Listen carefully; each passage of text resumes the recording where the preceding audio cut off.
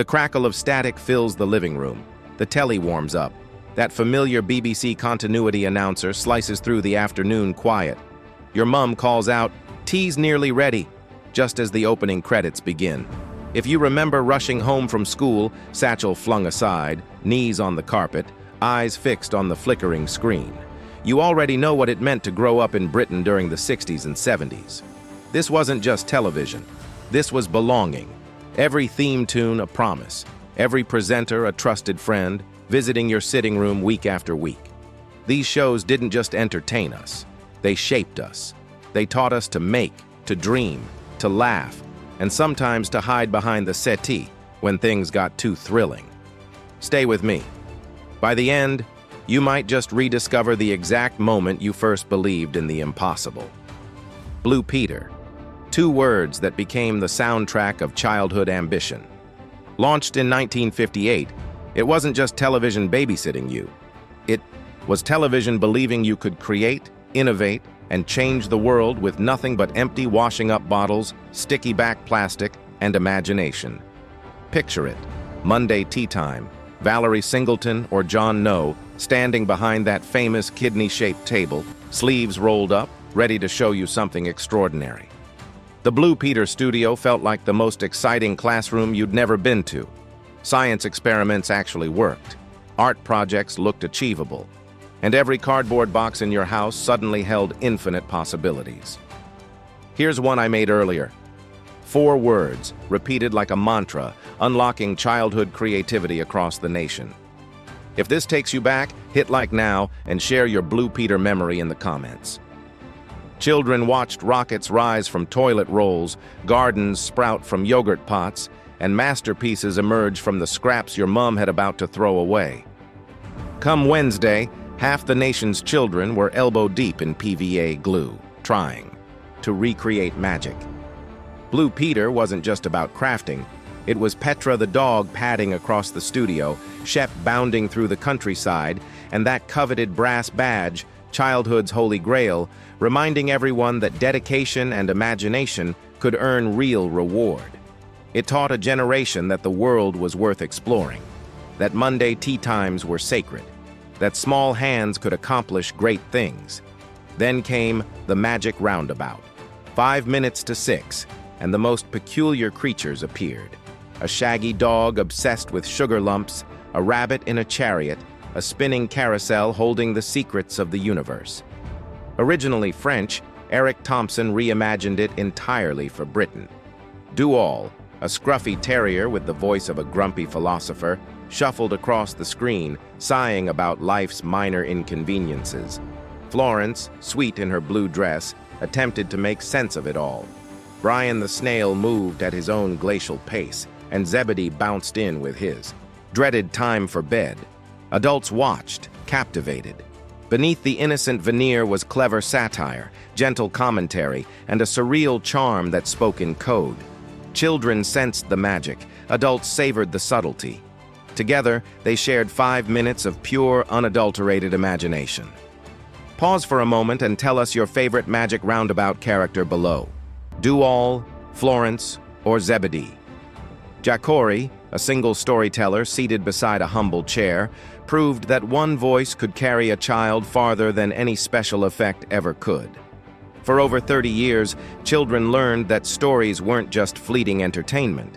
They were doorways to other worlds, invitations to imagine, to wander, and to dream without limits. Kenneth Williams' animated narration breathed life into every character, each word a brushstroke, painting vibrant landscapes of wonder.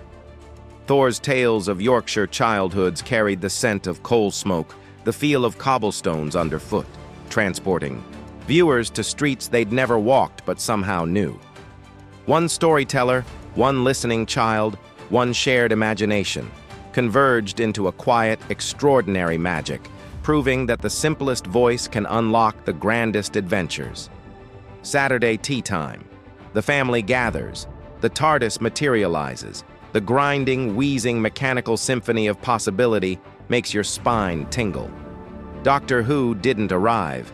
It invaded. Daleks screaming, "Exterminate!" Cybermen stomping through London, the Master's chilling laugh, Living rooms transformed into alien landscapes. Tom Baker's scarf trailed like a rainbow of adventure. Each doctor felt like the coolest uncle, armed with knowledge and jelly babies. Doctor Who taught generations that intelligence, compassion, and curiosity were more powerful than fear. That the universe was vast, mysterious, and worth exploring, even from behind the sofa. Tucker Jenkins, Zamo Maguire, Roland Browning, Grange Hill mirrored real British schools, with grey mints, lumpy mashed potatoes, and corridors full of life. Stories weren't sanitized. Characters grew, stumbled, and sometimes vanished, just like real children. From playground rivalries to first loves, from friendship betrayals to the harsh realities of drug addiction, the show captured the messy truths of growing up. Week after week, it reminded children that their experiences mattered, that life was complicated, and that even teatime television could reflect the real world with honesty and heart. Wimbledon Common, long before recycling became trendy, became a magical world of furry environmentalists. Uncle Bulgaria, Orinoco, Tomsk, and Great Aunt Tessie taught children to see value in what others discarded. Rubbish became resources. Problems became adventures. Comment with your favorite Womble if you still remember their names. Let's see who was paying attention. Friday afternoons. Crackerjack. 7 words transforming ordinary Fridays into electric. Anticipation. Live games, slapstick comedy, pop stars performing, and the ever-possible cabbage prize. Saturday mornings. Multicolored swap shop made children participants, not just spectators. Noel Edmonds presided over chaos with joy and charm. Tiswas, unhinged and anarchic, turned live TV into glorious madness. Custard pies flew, children roared, and adults got pied too. Television wasn't safe. It wasn't predictable. It was exhilarating. Play School introduced children to curiosity and gentle guidance. Humpty, Jemima, Big Ted, Little Ted, they taught that imagination needed only a spark.